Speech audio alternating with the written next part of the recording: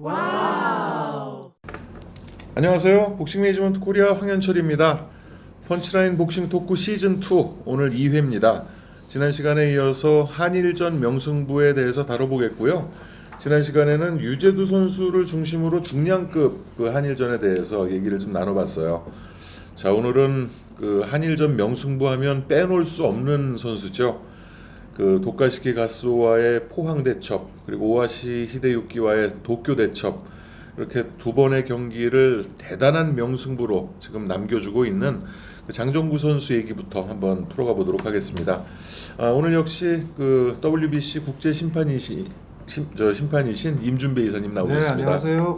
장원재 박사님 함께 계시고요. 네, 안녕하십니까. 네, 이성열 이사님도 안녕하세요. 나오셨습니다. 자, 시작해 보도록 하겠습니다. 아무래도 그 장정구 선수와 도카시키 가스오와의 경기는 참 빼놓을 수 없는 일전인 것 같아요. 한일전을 따졌을 때 LA 올림픽이 한창 이제 막바지를 향해 가던 그 시점이었던 것 같은데 정말 더운 날씨였죠. 그때 그 거기서 더군다나 포항에서 그렇죠. 가장 그 더운 지역에서 용광로에서 그 당시 영상을 보면 전부 부채를 붙이고 있는 그 관중석을 볼 수가 있었는데 전 WBA 챔피언이었고 또 한국 복서 킬러로 불리던 그 도카시키 선수를 맞아서 쉽지 않은 승부였어요. 결과는 통쾌했지만 이성일 이사님 뭐 할 얘기가 많으실 것 같아요. 이 시합을 우리나라 한일전의 뭐 최고의 명승부로 보시는 분들도 많고 장정구 선수의 베스트 시합으로 보시는 분들도 많은데 먼저 번에도 제가 한번 말씀드렸지만은 그 물론 시합 내용은 통쾌하고 장정구 선수의 극적인 승리였지만 그 이나미 선수의 이나미 선수의 일본 그 최고의 아웃복서라고 할 수 있는 그 당시에 도카시 선수가 자기의 본연의 복싱을 포기하고 1라운드부터 산토스 라시아르 같은 그런 양훅을 휘두르면서 들어왔을 때 보면은 그 경기가 끝까지 가지는 않겠다라는 생각도 뭐 들었지만은 뭐 하여튼 장정구 선수의 그 현명한 그런 경기 상대방을 이렇게 조율하는 현명한 경기 내용으로 하여튼 경기는 재밌었던 시합이었던 것 같습니다. 사실 그 장정구 선수가 챔피언이 되기 전까지는 일본 선수와의 접점은 별로 없었어요. 뭐 알폰소 로페스라든지 뭐 아마도 우르스와 또 일라리오 사파타 이런 그 중남미권의 전현 세계 챔피언들과 라이벌 구도를 형성하면서 그쪽으로 항상 타겟이 가 있었고 WBA를 그 주니어 플라이급은 계속 일본에서 타이틀이 왔다 갔다 이제 한 상태였지만 그 장정구 선수의 타겟은 아마도 그동 프로모션 소속이어서 그랬는지 항상 WBC에 초점이 맞춰져 있었기 때문에 1차 방어전 때 이나미 마사하루랑 싸운 것 외에는 이렇다 할 한일전이 없었거든요. 그러다가 이제 만난 선수가 도카시키인데 이나미 마사하루 선수가 역대 최고의 약체 일본 선수 아니었습니까? 장정구 그렇죠. 선수가 워낙 강해서 아마 우리나라 역대 그렇게 세계 타이틀 매치에서 역대 최고 뭐 그 중에 하나라고 볼 수가 있겠네요. 아무래도 뭐 도카시키 선수한테도 KO패를 당했던 이나미 선수였기 도카시키의 때문에 방어전 중에 유일한 KO 그렇죠. 승부가 이제 이나미 선수와의 승부였고 뭐 이 시합은 이제 그 전까지 도카시키를 상상했던 그 팬들로서 굉장히 그 놀라웠죠. 생소했죠. 예, 도카시키는 뭐 그 아시다시피 이전에 우리나라의 그 주니어 플라이거 간판이었던 그 김용현 선수를 이기고 세계 랭킹에 들어오고 그 김한진 선수가 그 도카시키 선수의 전적을 보고는 뭐 일본이지만 방어에 성공하지 않을까 했지만 정말 무수한 그 펀치를 난타당하고 도카시키가 그 당시만 해도 펀치 파워가 없어가지고 그렇게 맞아도 뭐 딱히 다운도 한 번 안 뺏겼지만 그 일방적인 판정패.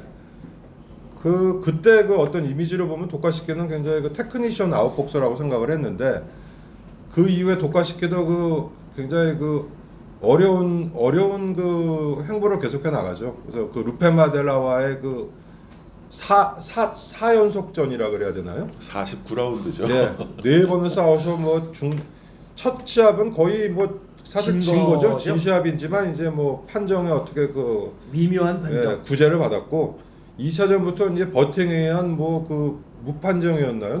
2차전이 무승부였어요. 무승부, 그러니까 그 버팅에 의한 무승부.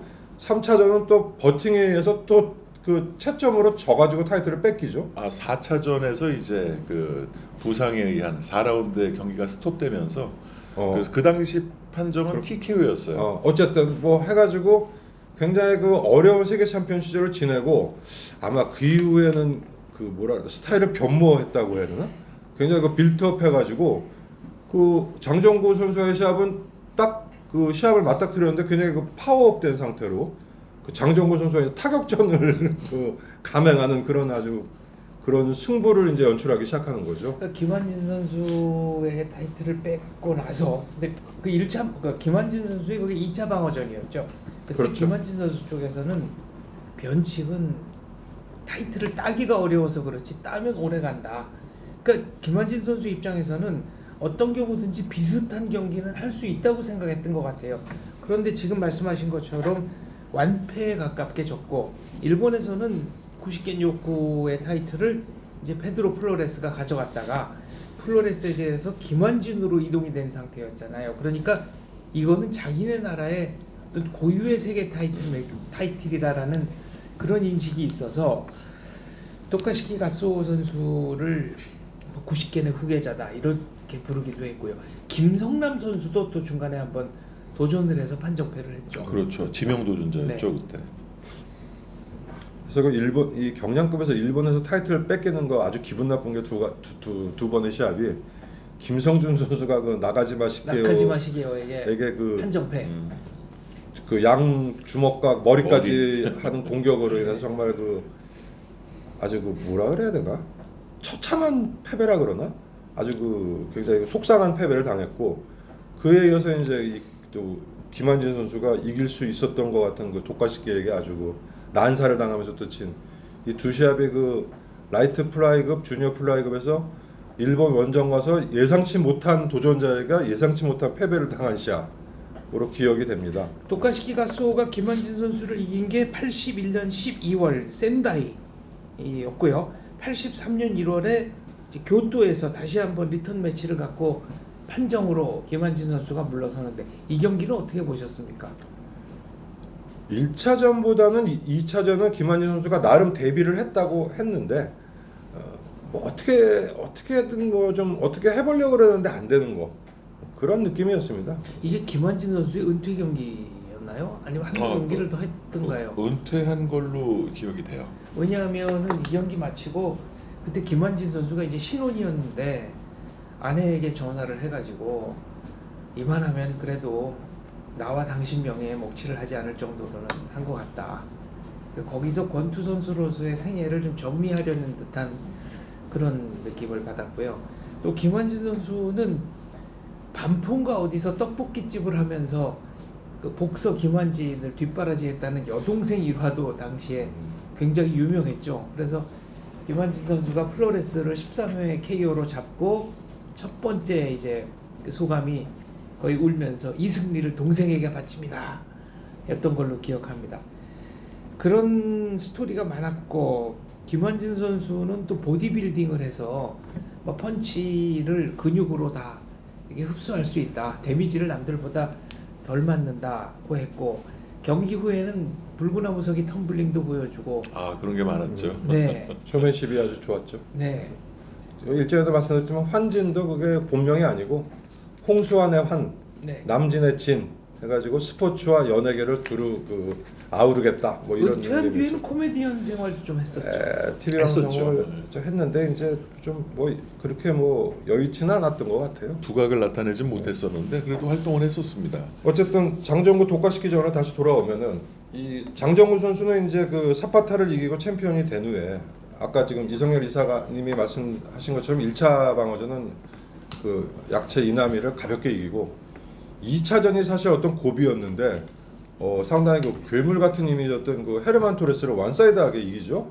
그래서 여기까지는 정말 그 승승장구였는데 10회에 2번 다운 시켰죠. 그렇죠. 그 엄밀히 따지면 세 세 번째죠. 엄밀히 따지면 세 번으로 해가지고 끝날 수도 있었던 경기였고. 그때 저 프리 넉다운이었어요. WBC라서.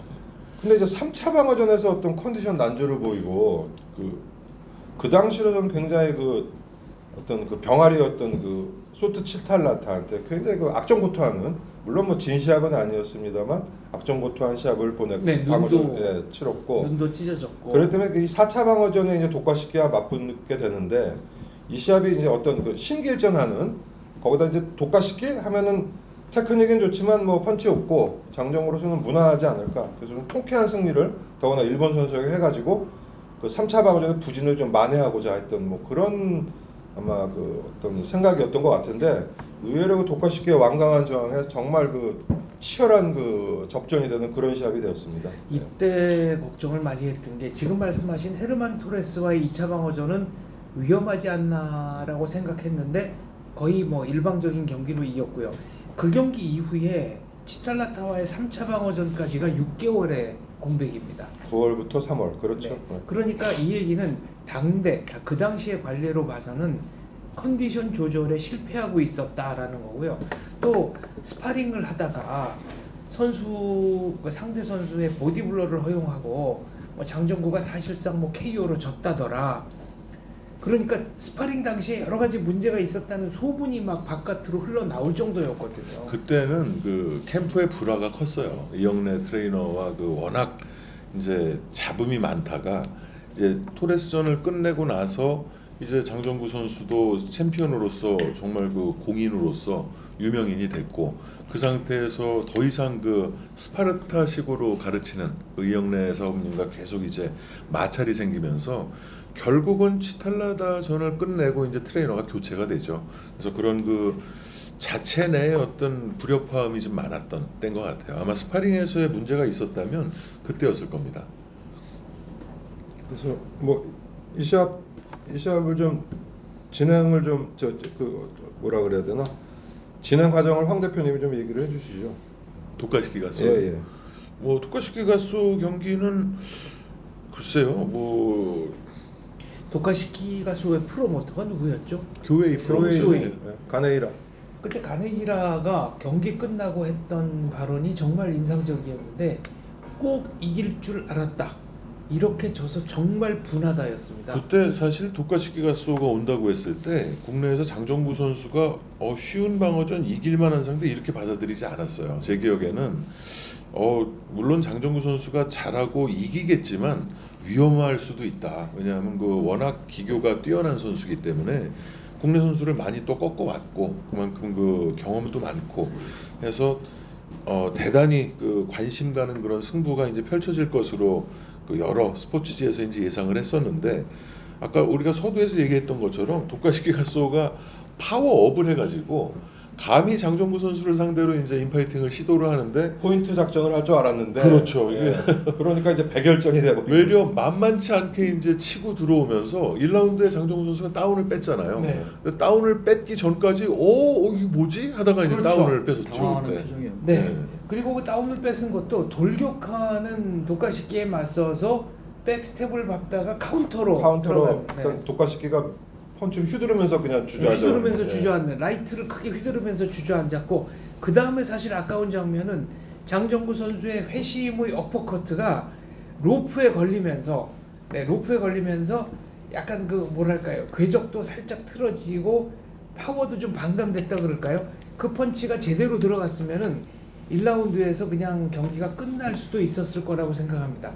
그리고 제가 기억하는 하이라이트는 이 4라운드인데, 4라운드에 장정구 선수의 그 쇼트훅 연타가 계속 꽂히면서 도카시키 가소가 그 링의 한 코너, 그러니까 로프의 한 측면에서 뭐랄까 이렇게 직선으로 계속 밀리면서 연타를 계속 허용하는 듯한, 그때 펀치를 거의 도카시키는 못 내고 맞으면서 계속 뒷걸음질 치고 장정구는 계속 쫓아가는. 근데 거기서는 왜 경기가 끝나지 않았을까요? 그때는 심판이 스톱해도 상관없을 정도로 강공이었던 아마 초반이었기 때문에 네. 그러지 않았나 싶고, 독가시키의 그 저항이 완강했어요. 사실 독가시키가 문성길처럼 치고 들어왔었으니까, 물론 이제 장정구 선수의 기량이 그때 최절정기였기 때문에 그런 독가시키를 잘 막아냈을 뿐이지, 아마 이때 독가시키가 그 장정구 선수가 아닌 다른 선수였다면 누구라도 이게 막아내기가 좀 힘든 그런 레벨이 아니었나 싶어요. 제 기억으로는 4라운드 때 그렇게 압도적으로 밀고 나서 5라운드는 소강 상태였고 6라운드, 7라운드는 아이고 불안하다 싶을 만큼 살짝 좀 밀렸던 라운드였던 걸로 기억합니다. 그러니까 체력이 전혀 떨어지지 않은 상태에서 네. 계속적으로 같은 템포로 도카시키가 치고 네. 나오니까 장정구 선수는 당황스러웠어요. 체력이 떨어지는 게 그렇죠. 눈에 보였거든요. 맞습니다. 그리고 시합 전에 도카시키 뭐 아까 그 회장님과 그 일본 가네이라 회장과 도카시 선수 그 두 사람은 충분히 이번 시합을 잡을 수 있었다고 생각했던 또 이유가 이전에 요런 타이밍에서 몇 번 뺏어 갔거든요. 박찬희 선수라든가 김한진 선수가 요거 당했기 때문에 요번에도 또 똑같은 패턴으로 해서 요번에도 우리가 또 가져갈 것이다라는 생각을 확신을 했던 것 같아요. 이 두 사람은. 뭐 시합 전에 질이라고 생각하는 사람은 없어요. 다 이길 각오로 오는 거지. 했지만 어쨌든 이 시합은 뭐 승패를 떠나가지고 그 예상치 못한 시합 내용 때문에 그렇죠. 상당히 그 관중들을 아까 그 말씀드린 대로 그 8월 한여름에 포항에서 아주 그 뜨거운 열전이 됐었던 시합이 됐고 장정구 선수는 이제 이 시합 말고도 이제 오하시와의 또 그 명승부가 하나 있었죠. 아, 맞습니다. 2연전. 예. 네. 아, 그렇죠. 사실 86년 12월에 국내에서 했던 그 1차전, 11차 방어전은 완사이드한 완승이었고 이제 88년 6월에 일본에서 했던 그 15차 방어전이죠. 그 경기 역시 뭐 결과만 보자면 다운을 7번을 뺏었죠. 네. 그러니까 완승이라고 볼 수는 있는데 이게 내용을 뜯어보면 결코 만만치 않은 그런 그러니까 상대였어요. 다운을 빼앗지 못한 라운드는 포인트에서 졌고 또 몇 라운드였죠? 5라운드였나요? 그 3라운드에서 3라운드죠. 3번 다운을 뺏은 다음에 경기를 몇십 초 정도 정말 남겨놓는데 큰 거 하나 오하시의 그 카운터로 라이트를 제대로 허용하고 장정구 선수의 다리가 꺾이잖아요. 무릎이. 네. 다리가 꺾이고 클린치로 겨우겨우 맞습니다. 위기를 제 생각엔 장정구 선수니까 버텼던 것 같아요. 그렇죠. 그 주먹에 장정구 선수니까 버텼던 것 같고 그 다운을 여러 번 시켰지만 그 한 방이 오히려 다운을 당한 것보다 더 어떤 그 데미지가 충격을 받은 컸던. 듯한. 그래서 오하시가 나중에 그 은퇴할 무렵에 이제 쭉 자기 생애에 대한 인터뷰를 했는데 제일 아쉬웠던 순간이 3라운드 장정구에게 그 강의 정타를 먹였던 순간이다. 그리고 자기는 그 펀치가 터지는 순간 이겼다, 끝났다라고 생각했답니다. 근데 자기 복서 생활 동안 내가 그런 느낌을 가진 펀치를 날린 건 몇 번 안 되는데 유일하게 다운 안 당하고 버티고 살아남은 게 장정구였다. 그런 얘기를 했습니다. 뭐 오하시 선수는 장정구 선수를 빼고는 뭐 우리나라의 최유용이라든지 뭐 최정환 선수에게도 타이틀을 뺏어가고 미니멈급이었죠. 예, 미니멈.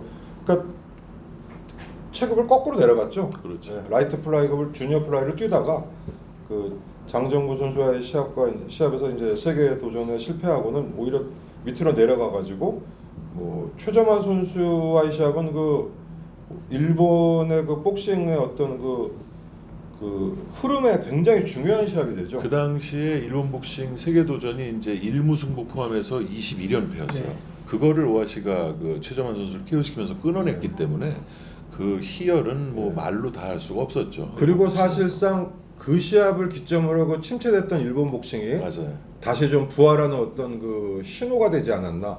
그렇기 때문에 그 시합은 상당히 일본으로서는 그 의미가 있었던 그 최정환 선수와 오하시 선수와의 시합이었고 그리고 최정환 선수와의 경기는 미니멈급이었지만 이례적으로 복부 강타에 의한 KO로 승부가 났잖아요. 최정환 선수가 의식이 있는 상태에서 이렇게 고통을 참으면서 정말 아파하는 것 같아요. 정말 배를 계속 만지면서 아파하는 것 같은 모습도 보여줬고요. 그것도 참 의외였던 게 오하시 히데유키는 장정구 선수에게 2번이나 이렇게 한계점을 좀 노출한 상태였고 최정환 선수는 그 전해 이제 11월에 나파 키아토 한 차이를 마지막 라운드에 정말 그 통쾌하고. 멋지게 그 KO를 시키잖아요. 그때 휘두르는 펀치가 쇠망치 같은 그런 펀치였었는데 그 나파가 또 이오카 히로키에게 많은 고전을 안겼던 그런 선수였기 때문에 최정환 선수가 거의 이긴다고 생각을 했었어요. 그렇죠. 당시 이제 생중계는 불발이 됐지만 그런 상황에서 KO로 그 오하시가 최정환 선수를 이겼다는 거는 오하시 선수의 능력을 인정을 해줘야 될 것 같아요. 장정구 선수는 이제 그 세계 챔피언 보유 기간 동안 뭐 오하시 말고도 여러 일본 선수와 시합을 했는데 오하시와 도카시키를 제외한 나머지 선수들은 그냥 일본 국내급 정도 돼야 된다고 봐야 되나요? 그래서 뭐 구라모치라든지 뭐 구라모찌밖에 없어요. 아, 그 그런가요? 장정구 선수가 상대한 일본 복서는 뭐 구라모치. 헤르만 토레스나 프란시스코 몬티엘 네. 이런 그 이나미. 일본 소속의 그 저 외국인 용병들이었죠. 그러니까 순수 일본인은 이제 이나미와 구라모찌 외에는 없습니다. 구라모치 다다시와의 경기는 경기 끝나고 링 위에서 장정구 선수가 인터뷰를 하면서 웃으면서 아이고 죄송합니다라고 했을 만큼 일방적인 경기였습니다. 케어를 못 시켜서 비난을 받았던 시합이고 근데 KO만 못 시켰지. 그 시합 내용을 보면은 그 장정구 선수의 폼이 달라지고 예전과 다른 그런 임팩트 있는 펀치가 나가지가 않고 밀리는 펀치가 던질 때 이렇게 밀리면서 약간 수영을 하는 그런 그 폼이 완전히 달라진 걸 느껴가지고 저 개인적으로는 좀 이상하다라는 생각을 많이 했었어요. 충격을 받았어요. 이 경기가 12라운드 경기였는데 30공이 뭐 15점, 16점 이렇게 차이가 났던 경기죠. 그랬던 것 같아요. 다운은 없었는데. 네, 그리고 구라모치 다다시 선수는 이 경기 끝나고 은퇴를 했고, 아니죠. 아니에요. 일본 아닌가요? 타이틀을 매치를 했죠. 이 아, 구라모찌를 네, 그 오하시 히데유키가 프로 3전째 네. 그 1라운드에 KO를 시켜요. 아, 이 터프한 네. 구라모찌를 네. 3번을 다운을 시키면서 그러면서 오하시가 이제 우선 확 뜨게 됩니다. 150년 만에 한 번의 그렇죠. 천재. 150년 만에 한 번 나오는 천재.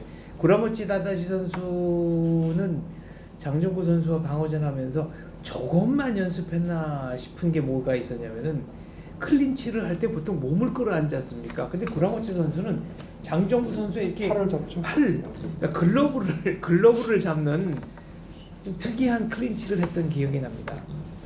그래서 뭐 이제 장정구 선수는 뭐 이 오하시나 도카시키와 이런 명승부를 연출을 했고 뭐 거의 같은 시기에 이제 그 유명호 선수도 일본 선수와 숱하게 많이 싸웠죠. 일본 선수랑 많이 예. 했죠. 근데 네. 그 이 장정구 선수 포항 경기 라스트 씬을 한 번만 좀 짚고 넘어갔으면 예. 좋겠습니다. 어떤 도카시키 선수가 다운을 당한 건 아니죠. 다만 펀치에 거의 무너질 듯 뒷걸음치고 크게 휘청휘청 하니까 이제 심판이 끊었는데 좀 놔뒀으면 어땠을까요? 다시 살아났겠죠. 그랬을 거라고 봐요, 저도. 네. 근데 이게 장정구 선수가 정말 그 동물적인 감각이 있는 게 그 마지막 찬스에서는 뭐 어떤 폼이나 어떤 그런 게 없이 그냥 그렇죠. 내추럴하게 그냥 휘두르면서 들어가는 게 그게 아마 제대로 뭐 가드 잡고 뭐 들어갔으면 오히려 그 타임을 놓쳤을 수도 있을 것 같은데 그냥 그 감각적으로 들어가가지고 약간 쳐부수는 그런 거에서 야 역시 장정구는 굉장히 그 천재성이 있구나 하는 걸 느꼈던 그런 경기가 됐습니다. 도카시키가 펀치를 맞고 물러서니까 장정구 선수가 가드를 내린 채로 후다닥 들어가서 그렇죠. 쫓아 들어가서 짧은 펀치를 다시 때리고 짧은 거 때리고. 치고 맞으니까 큰 거 치고. 네. 계속 치면서 네. 들어가잖아요. 근데 뒷걸음 거기서 아마 스톱이 안 걸렸으면 그 다음 라운드에 장정구 선수가 또 제풀에 어떻게 됐을지도 몰라요.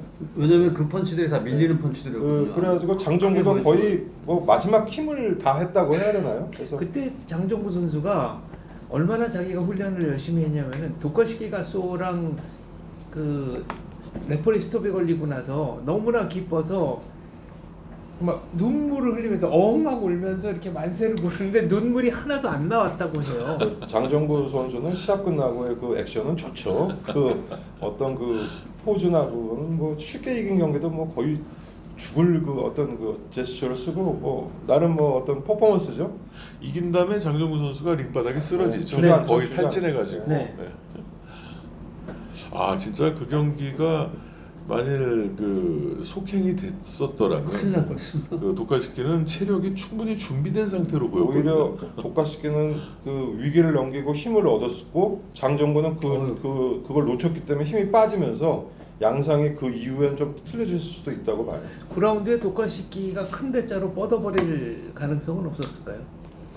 글쎄요, 그거는 뭐 일단 레퍼리가 스톱을 시킨 상태였기 때문에 그러니까 그게 장정구 선수가 뛰어난 선수라는 게 굉장히 그 큰 모션을 사실 도카시키가 아주 큰 데미지를 받은 건 아니에요. 하지만 레프리로 하여금 스톱을 안 시키면 안 될 것 같은 그런 어떤 모션으로 크게 했기 때문에 시합 끝나고도 도카시키가 뭐 굉장히 그러기다 뭐 이런 건 아니고 그냥 뭐 정신없이 몰려 나간 거죠. 몰려 나갔는데 그런 어떤 그 큰 액션으로 인해서 레프리로 하여금 뭐 이거는 스톱을 시켜야겠다는 생각을 하게 한 8라운드에도 계속 몰아쳤어요. 네. 그게 이제 9라운드까지 이어지다 보니까 그런 결정이 나온 것 같은데 만일 속행이 됐다 해도 저는 장정구 선수가 어쨌든 이기지 않았을까. 애를 먹었을 거예요. 애는 먹었겠지만 12라운드까지 이기는 경기로 끌고 갈 능력은 되지 않았을까 독가시개가 생각합니다. 뭐 암만 파워업이 됐어도 독가시개가 장정구를 쓰러뜨린다는 거는 뭐 상상이 잘 안 가는 얘기니까. 만약에 진다 그랬으면 장정구 선수가 포기했을 것 같아요.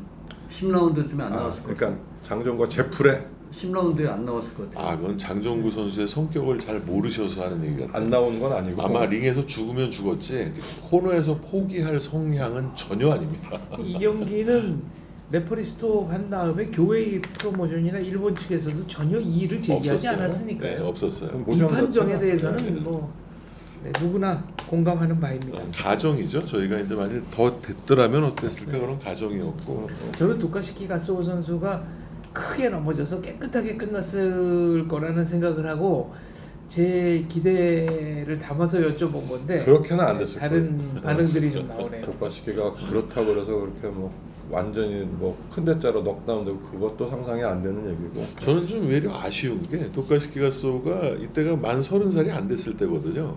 조금 더 했다면 아마 유명우 선수와도 좋은 승부가 좀 되지 않았을까. 그리고 이때 확실히 그 뭔가 달라져 있었어요 도카시키가. 그래서 뭐 한국, 일본 이런 걸 떠나서 선수로서의 어떤 도카시키의 그 시즌 2를 좀 볼 수 있었다면 좀 더 활동을 할 수 예, 있어. 좀 일본 복싱사에도 어떤 좀 획을 긋지 않았을까 싶은 생각이 들어요. 독가시개도 이제 진이 다 빠진 것 같아요. 그러겠죠. 김한진을 이기고 챔피언 되고 나서 그 마데라와의 그 4차전에 어떤 뭐 나름대로 하고 아마 장정구의 시합을 자기도 마지막이라고 생각하는 뭐 그런 아마 각오로 임했을 것 같고 뭐 얘기가 아까 중간 때 안 됐는데 같은 시기에 이제 유명호 선수가 또 일본 선수와 많은 시합을 했죠.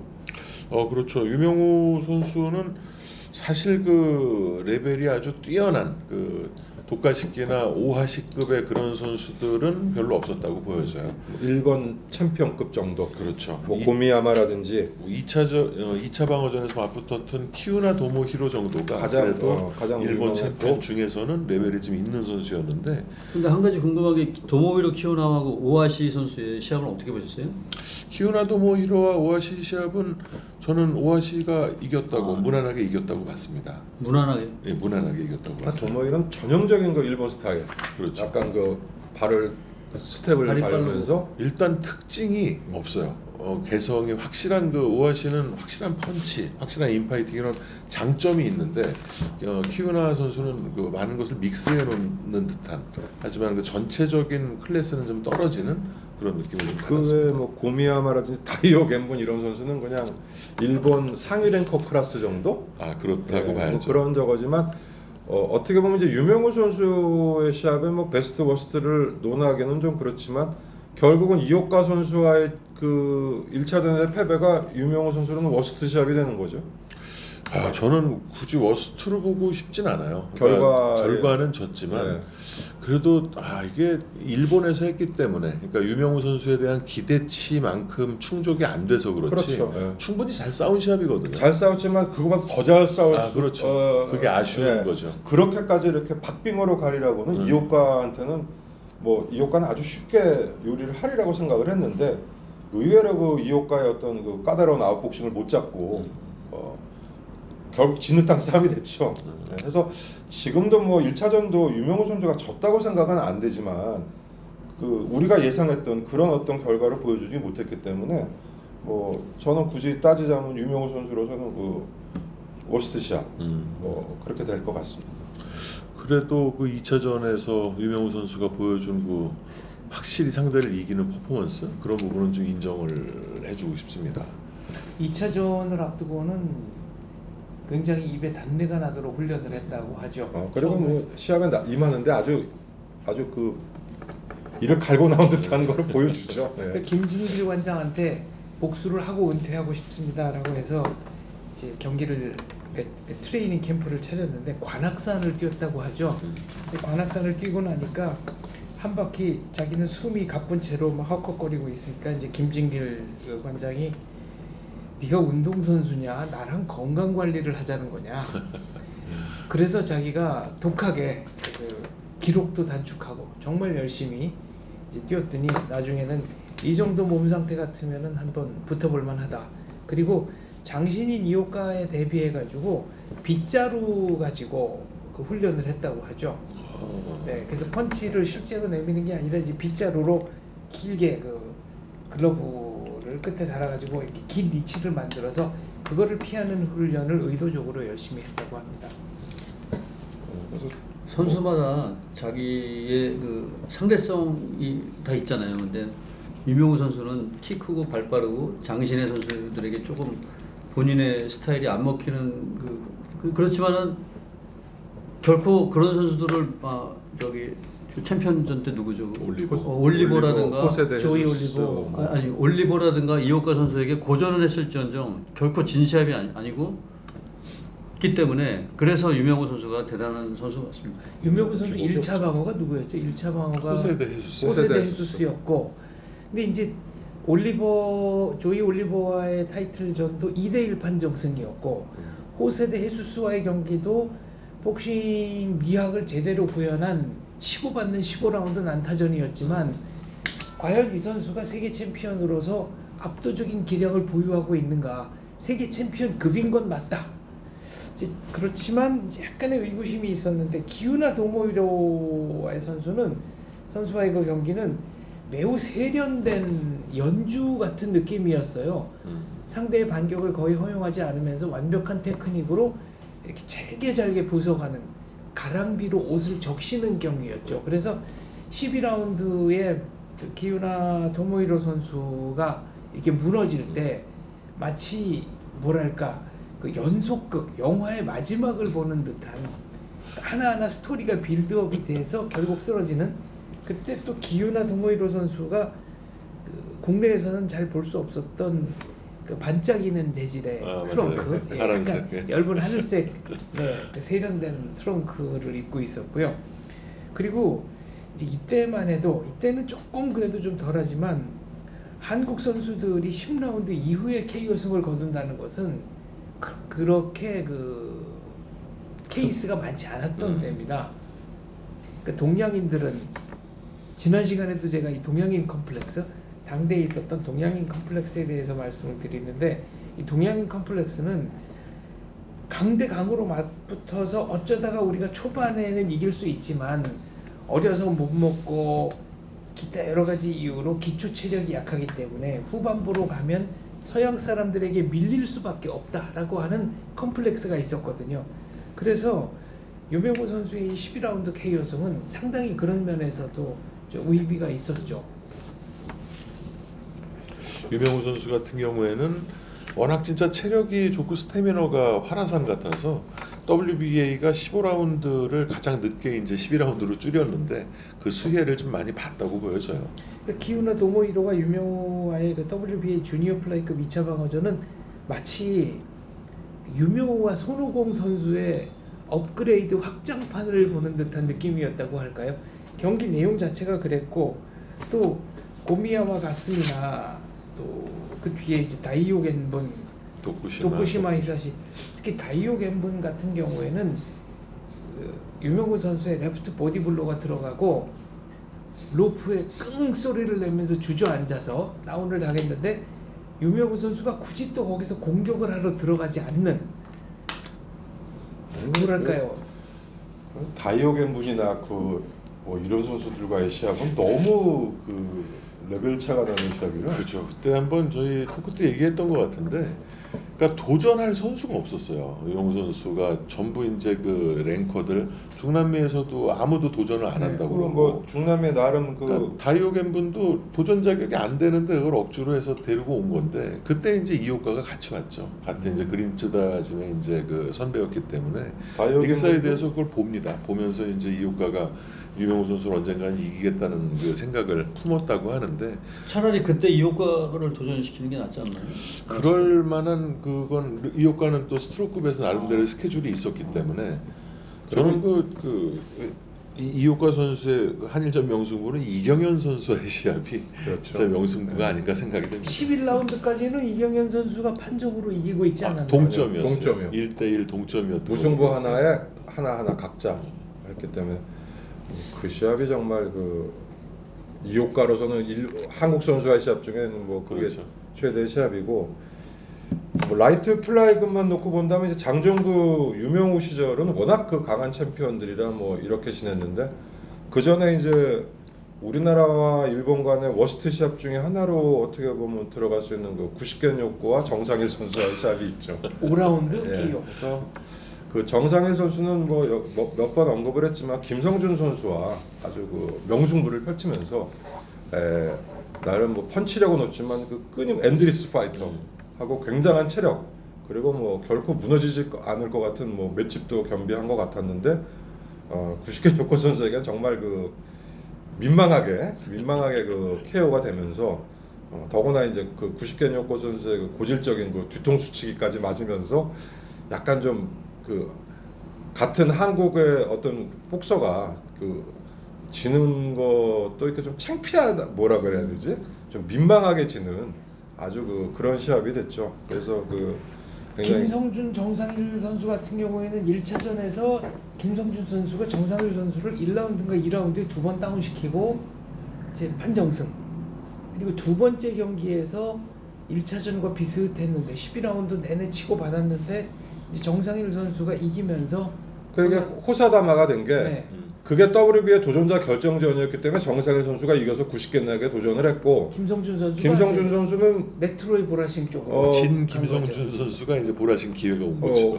그 했는데, 만약에 뭐 김성준 선수가 2차전을 이겼으면 뭐 보라신과의 그 교섭도 없었을 것이고, 그렇죠. 90개 역과에 도전을 했을 건데, 또 다 얘기가 되다 보니까 또 이렇게 돼가지고, 그 유명호 장정구 선수 시절 이전에 그 라이트 플라이급 쪽에서 한국과 일본의 시합은 김성준 나카지마 선수, 그리고 90개 정상일 선수의 시합이 좀 우리로서는 좀 안타깝고 좀 민망했던 그런 어떤 워스트 쪽의 어떤 시합이었던 것 같습니다. 네, 김성준 대 나카지마 시게와의 경기는 한국 복서 최초의 4차 방어전이었는데, 그렇죠.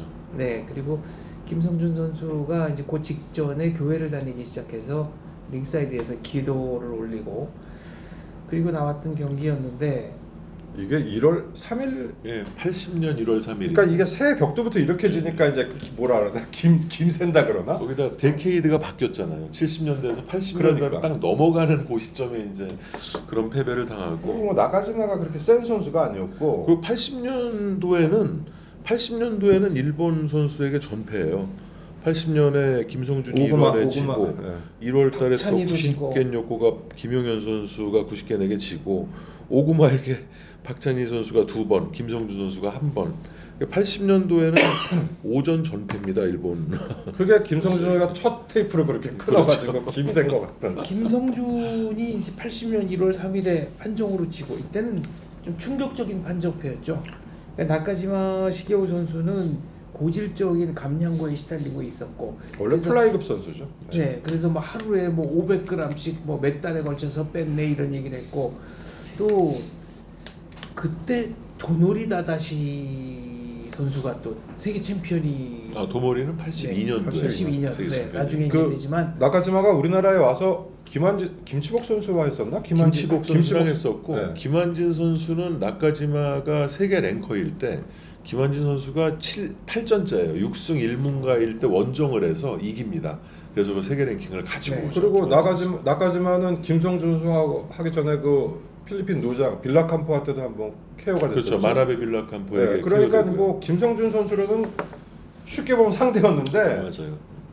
그냥 새 벽두부터 정말 그 두 주먹과 머리까지 이용한 그런 어떤 그래서 뭐 아주 유혈이 낭자하고 아주 그 안쓰럽게 애처롭게 그렇게 져버린 그런 시합이 그리고 됐어가지고 1월 3일 날 경기가 벌어졌고 1월 27일에 고시켄 요코가 김용현 선수 그 오사카에서 15라운드 판정으로 이 시합은 뭐 김영현 선수가 선전을 하고 90개 요코가 그 이전에 그렇게 후퇴하는 거를 본 적이 없었어요.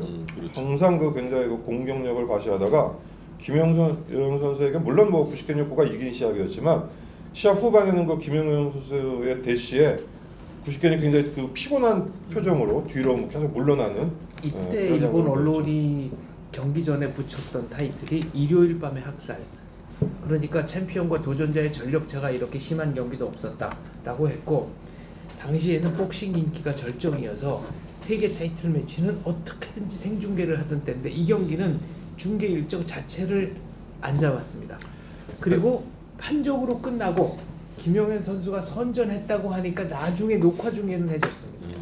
이게 90개 효과에 거의 이제 그 끝물이죠. 아 그렇죠. 예, 거의 이제 그 자기의 어떤 그 11차인가 그럴 거예요. 자기의 그 모든 거를 그동안의 그 격전 치르면서 쏟아내고 뭐라 그래야 되나 많이 이제 그 세계 챔피언 제휴 기간이 오래되면서 어떤 딜레마에 빠지고 심신이 피곤해지던 그런 시절이었던 것 같은데, 김용현 선수는 뭐 우리나라 그 당시에 주니어 플라이급이 기라성 같은 선수가 많았는데 그 사이에서 뭐 아주 뛰어난 실력을 발휘하지 못하지만 굉장히 수수하면서도 저는 지지 않는 맞아요. 어떤 그런 복싱을 하는 선수. 김영현 선수의 미스테리 중에 하나는 그래도 터프하고 나름대로 그 끈적끈적하다는 정상일 선수를 네. 2번이나 2회 KO 시켰어요. 네. 김영현 선수가 하드 펀쳐도 아닌데 2번 붙었는데 한 번은 동양 타이틀전. 전부 2회 KO로 이겼거든요. 누구하고 붙어도 이길이라고 장담도 못하지만 질 거라고 생각이 안 되는 아주 그 뭐라 그래야 되나 아주 그 끈적끈적하고 그 질주 이 지지 않는 그런 잡초류. 잡초에 비하게 또 여리고. 네. 근데 김용현 선수 같은 경우에는 이제 이때 그 구시켄 요코가 너무 부진해서 이 오키나와 사나이인 구시켄 요코가 너무 부진해서 일본에서도 여러 가지 그 분석들이 나왔는데, 심지어는 그 중에 하나가 설 연휴라든가 연초라든가 뭐 이런 걸 앞두고 방송 출연이 너무 잦아서 훈련을 소홀히 한 게 아니냐 이런 얘기가 나왔을 정도로 김용현 선수가 거의 대등하게 싸웠어요. 잘했어요. 정말 잘했어요. 15라운드 끝나고 나서도 거의 데미지를 입은 상태가 아니고 아주 팔팔한 상태였고요. 그리고 정상현 선수와의 2연전은 첫 경기 논타이틀전에서 2회 KO로 이기니까 오히려 자존심 상한 정상일 챔피언 측에서 동양 타이틀을 걸고 한 번 더 하자 그랬는데 거기서도 2라운드 KO가 되면서 이제 도전을 하게 됐던 거죠. 그래서 사실 저는 그 김성준 선수의 어떤 최전성기는 보라싱을 이긴 그 시합 전부터 그 어떤 그 범죄와의 그 거기서 풀려나서 그 댄유 가즈노리와의 2차전에서 KO 승을 거두고 그때가 최전성기였던 것 같아요. 그래서 댄유 가즈노리는 뭐 일본 그 라이트 플라이급 타이틀을 몇 차? 17? 뭐 19차? 17차? 14차? 정확한 방어 횟수는 모르겠는데 최장수 챔피언입니다. 예, 어쨌든 댄유 가즈노리는 뭐 최단실 147cm고 그 WBA 타이틀에 한번 도전한 바 있고, 김성준 선수와의 2차전 동양 타이틀을 걸고 한 2차전 전에 일본에서 그 김성준 선수를 한번 이기죠. 이겼는데 이 시합은 지금 기억으로도 굉장히 통쾌하게 그 댄유 가즈노리가 키가 작은 대신 굉장히 그 맷집도 좋은 선수인데 김성준 선수와는 굉장히 키 사이즈가 많이 났죠. 근데 굉장히 통쾌하게 3회 KO로 이겼던 그런 그 아주 그 김성준 선수가 그 이전 이후로 일본 선수와 싸운 게 정확히 기억은 안 나지만 일본 선수에게 거둔 승리로는 김성준 선수로는 베스트였던 그랬던 시합 같습니다. 문화체육관이었던가요 이 경기가? 문화체육관이었을 거예요, 서울에서. 거의 뭐 예. 대부분 문화체육관에서 했었죠. 그래서 이 경기에 대해서는 이제 맵고 짠 주먹이다. 김성준 선수의 그 펀치가 그랬다는 소문이 그때 이제 언론이 그렇게 명명했고, 이때가 김진세 검사였나요? 그분이 도와주시던. 네. 이제 불기소 처분을 네, 그리고 나서 다시 이제 그 제기를 하고 이제 한참 막 불이 붙을 때고, 라이트 플라이급은 이제 유명우 장정구 선수 시대가 저물고는 그렇게 뭐 괄목할 만한 선수는 없었는데, 옛날에 2000년대 초반에 강필구 선수라고 있었는데. 강필구 선수는 지금 그 구미에서 이제 허리케인 복싱짐 관장을 하고 있어요. 후진을 현재 양성하고 있는데 부산 거북체육관 소속이었죠. 그래서 동양 타이틀에 그 그 두 차례 도전을 해요. 그 플라이급의 나카노히로시 또 저 라이트 플라이급의 다나카 고키 둘 다 이제 판정패로 그 지고 나서 세 번째 그 타이틀 도전을 다나카 고키를 상대로 하죠. 근데 야, 이 경기에서 저희 그 유튜브 채널에도 올라와 있는데 정말 통쾌한 그 11라운드 키오스 나도 정말 통쾌하게 이겨가지고 그 사실 2000년대 초반만 해도 이제 우리나라 복싱의 어떤 침체기에 들어섰을 때인데 그 원정 경기에서 아주 통쾌한 KO승을 거둬가지고 맞습니다. 물론 뭐 그렇게 장수를 하진 못했지만 굉장히 그 팬으로서 굉장히 그 감명을 받았다기보다는 굉장히 그 하여간 센세이셔널한 그런 그 강필구 선수가 기억이 나네요. 그때가 일본에. 2001년 3월이었는데 그 타이틀 따고 1차 방어도 일본 가서 성공을 했어요. 에노모토 노부유키를 판정으로 꺾고 결국 이제 2차 방어전도 일본 가서 하다가 그 하야시다 다스오라는 그 도카시키 가스오의 제자였죠. 야마구치 신고랑 하야시다 다스오 둘을 도카시키가 키웠는데 하야시다에게 타이틀을 뺏기고 은퇴를 합니다.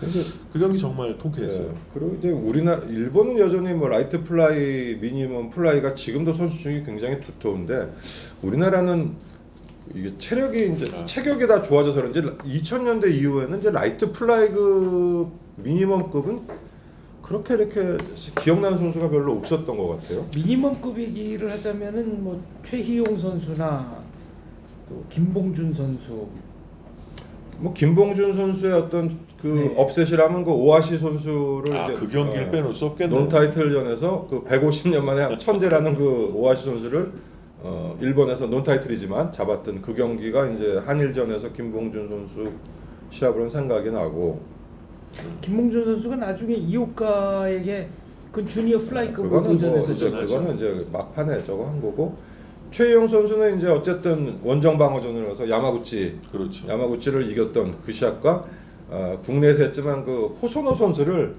정말 이래도 안 쓰러질래 하는 정도로 그냥 두들겨 패고 펴서 그 주먹의 데미지보다는 그냥 아이고 그러다가 쓰러지는 것 같은 뭐 그런 시합이 네 번인가 다운을 뺐었죠. 그래서 뭐 미니멈에는 그리고 이제 뭐 미니멈에서는 아무래도 아까 얘기했던 그 오아시 선수에게 최정환 선수가 그 타이틀을 내놓은 시합 그런 시합이 한일전 중에는 이제 임팩트가 있던 뭐 그런 시합이었죠. 최희용 선수가 그래도 그 야마구치가 도전할 때 야마구치가 전승이었거든요. 그러니까 그 시합도 예측을 못했는데 뭐 맞아요. 쉽게 이겼어요. 어쨌든. 네, 야마구치가 그 당시만 해도 그 계약금을 1억 원을 받고 프로에 데뷔한 선수인데 그때 일본 복싱 그 기록이 이제 우에하라 야스스네 또 이제 뭐 고구치 사토시 또 최용수랑 했던 그 미타니 야마토 뭐 이런 선수들이 이제 1,000만 엔의 계약금을 받았거든요. 그럼 동일 액수를 야마구치가 받고 그 프로에 전향을 했는데 최용 선수가 아주 가볍게 그 원정 방어전을 승리로 이끌었었죠 그때. 최희용 오아시 선수 시합도 조금 미묘하게 지금 밀리지 않았나 그 생각이 듭니다. 시합은 뭐 완패는 아니지만 어쨌든 적지에서 해가지고 이겼다고 하기는 좀 애매했던. 이겼다고 보기 근데 딱히 진 시합은 아닌 것 같은데 그러니까 원정이었기 때문에 어쩔 수 없이 미묘한 뭐 오아시 선수는 그렇게 따지면 한국 선수와 뭐 인연이 많아요. 많죠. 이번 2월 18일에도 한국에 옵니다. 한국에 뭐 이게 방송이 나갈 때쯤 되면 이제 올 텐데 제자인 이노우에 나오야를 데리고 이제 국내의 더원 프로모션과 오아시 프로모션이 이제 합동으로 그 기획하는 이벤트가 있어서 같이 옵니다. 그리고 또 다케이 요시키라는 동양 챔피언도 와서 2월 18일이요? 예, K1 출신, 예. K1 출신 장소도 말씀해 주셔야죠. 그 저 삼성동의 섬유센터에서 이제 개최량 때도 아마 어떤 행사가 좀 있을 거예요. 그러니까 혹시라도 그 오아시 히데유키를 보시고 싶은 분들 또 이노우에 나오야를 보시고 싶다면 그때 이제 한번 오시면 좋을 것 같네요. 아까 그 인터넷 보니까 시합 당일날은 좀 어렵고 개최량 날은 어느 정도 인원까지는 뭐 사인도 이노우에가 이제 해준다 그러고 지금 사실 일본은 그 오아시 짐하고 미사코 짐 이 정도가 복수 아주 풍년이죠. 네, 그래서 뭐 오아시 짐은 지금 뭐 이노우에를 비롯해서 그 밑에도 동양 챔피언급 수두룩합니다. 그리고 미사코 짐도 요시노 선수가 그 빅파이터 하나 하죠. 그렇죠. 네. 그 이제 그 미국에 진출해서 태욱 누구랑 하죠? 스티븐슨인가? 샤크루 스티븐슨과 샤크루 이제 스티븐슨. 라이트급 조정전. 스티븐슨이 슈퍼패더 타이틀을 박탈당했기 때문에 체중을 못 맞췄었죠. 롭슨 브라질 콘세이저가 선수와의 이길 때. 방어전에서 박탈당했고 그래서 이제 스티븐슨과 무패 요시노 요시노 슈이치로 선수가 만나는데 그 경기도 참 재밌을 거예요. 근데 이 복싱 선수 이름을 너무 많이 알게 되면 이렇게 좀 헷갈리지 않나요? 그렇죠. 아무래도 그래서 얼마 전에 같은 이름이 많이 또 생기기 때문에 얼마 전에 제가 그 미사코하고 잠깐 뭐 통화할 일이 있어서 했는데 요시노 그 스티븐슨하고 한다며 하니까 왜 매니저가 나한테 크게 웃는지 모르겠어. 어떤 뜻인지 모르겠어. 하는데 요시노는 일본에서 얼마 전에 그 나가타니를 이기고 라이벌전에서 아시아 최강이에요. 라이트급에서는 지금 뭐 굉장히 그 일본에서는 이제 네. 유망한데 단 이제 라이트급이라는 체급이 세계적으로 워낙 이제 레벨이 높은 체급이기 때문에 하지만 요시노도 상당히 그 뭐 전적도 좋고 실력도 있는 그런 선수이기 부딪혀봐야죠. 네. 그러니까 샤크루 스티븐슨의 그 라이트급 전향전을 아무도 안 하려고 한답니다. 그 미국에서도 그러다 보니까 이제 요시노 측까지 이제 오퍼가 왔고 결국 이제 하게 됐는데 아마 지겠죠. 스티븐슨의 그 동물적 감각은 못 따라갈 거예요. 근데 지더라도 그런 경기들이 자꾸 동양권에서 나와줘야 된다고. 근데 봐요. 그 나가타니 그 얼마 전에 했던 나가타니가 미국에서 로마첸코랑도 했었죠. 로마첸코하고 하기 전에 그 파레오인가 그 한번 업셋을 한번 일으키잖아요. 그렇죠. 네. 예. 그러니까 뭐 요시노도 스티븐슨이 어렵다 그러지만 어차피 그럼요. 서로 뭐 손 두 개 갖고 싸우는 거기 때문에 뭐 복싱은 붙어봐야 하는 거니까. 이 방송을 들으시는 청취자분들 수준이라면 이제 지금 제가 드리는 말씀은 뭐 TMI일 수 있는데 아까 전 시간에 이성률 이사님이 왜 미들급 챔피언, 동양 챔피언을 하면서 주니어 미들급 세계 타이틀을 했느냐.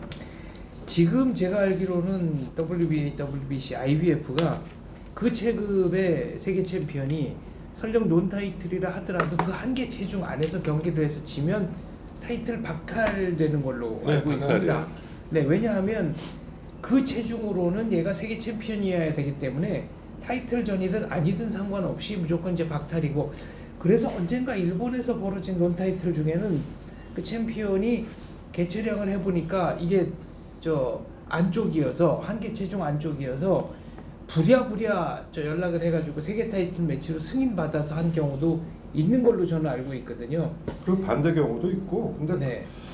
옛날에는 뭐 논 타이틀이 많았으니까 뭐 그럴 수도 있었겠네요. 근데 그게 그 한계 체중 안으로 들어가는 게 흔한 일은 아니고. 그렇죠. 흔한 일은 근데 아니에요. 이제 그러니까 이게 요즘은 선수들의 몸값이라든지 이런 부분 때문에 과거에는 세계 챔피언일 때 논타이틀이나 이런 부분을 팬 서비스를 위해서라도 적은 돈을 받고 해주고 이런 그게 있었어요. 근데 지금은 선수들이 링 위에 올라간다면 거기에 세계 챔피언이라면 그 몸값을 지불을 해야 되기 때문에 논타이틀을 그렇게 쉽게 뛸 수 있는 구조는 아닙니다. 어렵습니다. 예전하고는 뭐 달라졌죠. 얘기가 나왔으니까 얘기지만 70년대에 왜 유재도 선수나 와지마고위치나 뭐 우리나라의 조민 선수가 웰터급인데도 불구하고 WBA 주니어 미들 랭킹에 들어갔냐. 문제는 미들하고 웰터급이 그 당시에 챔피언이 미들급은 몬존이에요. 카를로스 네. 몬존, 웰터급은 아르헨티나의 나폴레스예요. 네, 호세 나폴레스. 도저히 뭐 모르겠어요. 그 당시에 붙어봤으면 또 어떻게 될지 모르지만 일단 동양 레벨은 상대를 안 해줘요. 그 흥행성도 없고 그네들을 또 일본도 그 당시에 뭐 복싱 강국이라지만 파이트머니의 어떤 그 레벨 자체가 틀리기 때문에 몬존이나 나폴레스를 일본에 불러온다는 거는 굉장히 어려운 일이죠. 그러다 보니까 아시아의 동양의 특히 우리나라 일본의 웰터급과 미들급은 다 주니어 미들로 간 거예요. 그러니까 웰터는 마찬가지로 주니어 웰터를 안 내리고, 왜냐면 주니어 웰터도 또 그 세르반테스라든지 너무 네. 벽이 높으니까 안토니오 세르반테스가 그러니까 주니어 미들로 네. 다 모인 거예요. 그러니까 그 당시에 주니어 미들은 우리나라, 일본, 그다음에 이태리, 그다음에 제3국 뭐 브라질이라는 몇 개국, 그다음에 미국의 아주 그 미들에서 그 퇴물적인 선수, 이런 선수들이 세계 랭킹을 갖고 있었기 때문에 그나마 어차피 세계 랭킹에 든다는 건 세계 타이틀을 노리는 건데, 그나마 어떤 그 확률이 있던 게 주니어 미들이기 때문에 다 글로 모인 거고, 웰터급 류수리 마츠도 웰터급 동양 챔피언이지만 세계 랭킹 웰터급이 아니었어요. 주니어 미들에 올라갔고, 결국 뭐 세계 타이틀도 주니어 미들로 도전을 했고 마지막엔 뭐 웰터급으로 했지만 그렇기 때문에 주니어 미들로 다 모였던 거예요. 미국에 가서 하죠 팔로미노라. 그건 이제 뭐 거의 카를로스 팔로미노의 네, 막판이지만 그래도 스지모도 슈지는 호세 쿠에바스를 불러왔어요. 용감했죠. 그건. 네. 1차 방어전이었으니까 그때.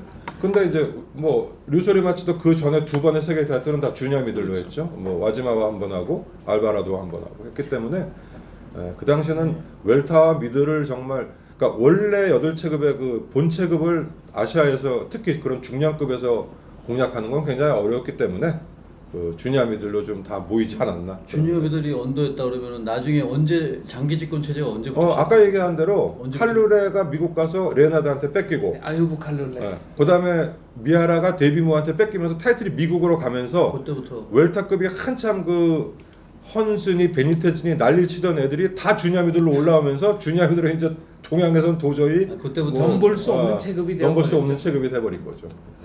그게 이제 80년대 중반? 뭐 그러니까 초반이죠. 초반 중반부터 이제 두란이 이제 그때부터 훨씬 더 데뷔머를 못하겠네. 깨고 새 체급을 그러니까 뭐 83 듀란 년인가. 올라오지, 베니테즈 올라오지, 헌즈 올라오지 이거는 뭐 이거는 이제 동양에서는 이제 맥컬럼 맥컬럼? 그 다음인가? 맥컬럼은 이제 그렇죠. 네, 마이클 맥컬럼 그렇지. 맥컬럼은 이제 그 로베르토 두란이 이제 그 세체급 챔피언 된 다음에 헤글러한테 도전하면서 반납한 것을 이제 맥컬럼이 신메니온과 결정전을 네. 하죠. 줄리언 잭슨 뭐 그래서 그 뭐 줄리언 잭슨에게 뭐 우리나라의 백인철 선수가 도전했지만 뭐 그런 결과가 나오는 정도의 레벨이 된 거죠 그 당시. 그래도 백인철 선수가 대단한 게 그 다시는 쳐다도 볼 수 없는 그런 이제 메이저급이 됐는데 주니어들이 그러니까 이게 그래도 도전을 했다는 거는 여담이지만 우리나라 선수들이 미국 가서 그 아주 최악의 성적을 내는 게 자기 실력을 정말 발휘를 못하는 것 같아.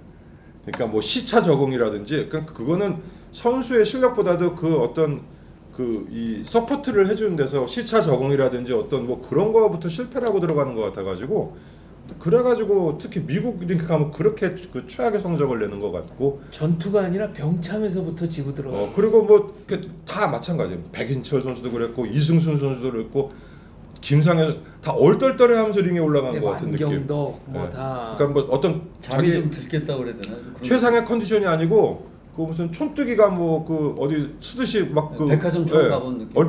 백화점 처음 가본 그랬기 때문에 그런 게 좀 시합 전에 좀 그 오랜 시간 전에 들어가서 좀 시차도 극복하고 해야 되는데 막 급하게 가고 하다 보니까 더 그런 자기 실력보다도 안 되는 그런 결과가 나온 것 같아요. 네. 자, 오늘도 얘기가 이제 길어졌습니다. 오늘 2부는 여기서 마무리를 하고요. 그리고 이제 다음 시간 3부에서 또 한일전 명승부에 대해서 되짚어 보도록 하겠습니다. 늦은 시간까지 이렇게 들어주셔서 감사드리고요. 오늘 클로징은 그 멘트의 달인 장훈재 박사님께 좀 부탁을 드리겠습니다. 네, 제가 1월 달에 박항서 감독님 뵈러 베트남에 다녀왔습니다. 이제 5년 동안의 베트남 축구협회와의 동행이 끝나는 이제 마지막 3경기를 보고 왔는데요. 축구뿐 아니라 복싱도 우리가 뭔가 동남아 여러 나라들과 이런저런 일들을 많이 해볼 수 있지 않을까 하는 생각이 들었거든요. 베트남이 박항서라는 지도자를 만나서 축구 실력 자체가 근본적으로 몇 계단 올라섰듯이 인도네시아, 태국, 필리핀과 달리 베트남은 아직 프로복싱이 없지 않습니까? 그렇다면 우리가 문화적, 역사적 쌍둥이라고 볼 수 있는 베트남 복싱, 한국 사람들이 가서 베트남 프로복싱을 건설하고 또 그것이 한국, 베트남 양국의 또 다른 문화적 가교가 될 수 있지 않을까 하는 그런 생각을 해봤습니다. 그래서 복싱에서도 박항서 감독님과 같은 인물이 나왔으면 좋겠다라는 바람을 가지고 오늘 녹음을 했습니다. 그런 날이 꼭 오리라 믿습니다. 감사합니다. 감사합니다. 신까먼. 신까먼이 베트남어로 대단히 감사합니다. 그렇군요. 네, 호치민에서 오래 까먼 사셨어요. 뉴까지 해주셔야 네. 까먼 뉴까지 해야 됩니까? 그럼 신까먼 뉴 이렇게 마무리하겠습니다. 네. 자, 줄이겠습니다. 감사합니다. 감사합니다.